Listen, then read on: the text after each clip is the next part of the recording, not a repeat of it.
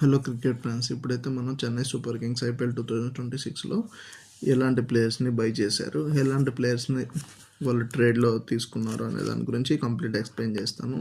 So Chennai super kings అయితే total 3 ఆల్రౌండర్స్ని and 3 బౌలర్స్ని, 3 వికెట్ కీపర్ అండ్ బ్యాట్స్మెన్స్ని అండ్ 1 ఓన్లీ బ్యాటర్ని పర్చేజ్ చేశారు.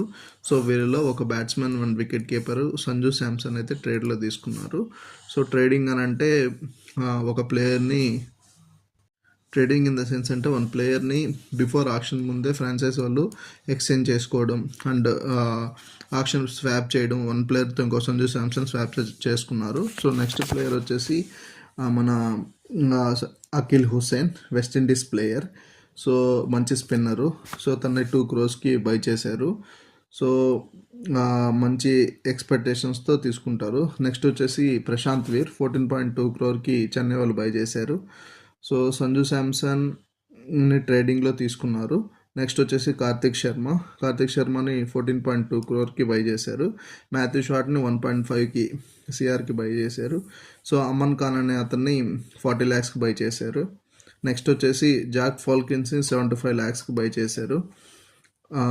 మ్యాట్ హెన్రీ, సో ఇతన్ని 2 crore బై చేశారు. రాహుల్ చహర్ని 1 crore బై చేశారు. ఇంకా మన సర్ఫరాజ్ ఖాన్ వచ్చేసి 75 lakhs బై చేసుకున్నారు.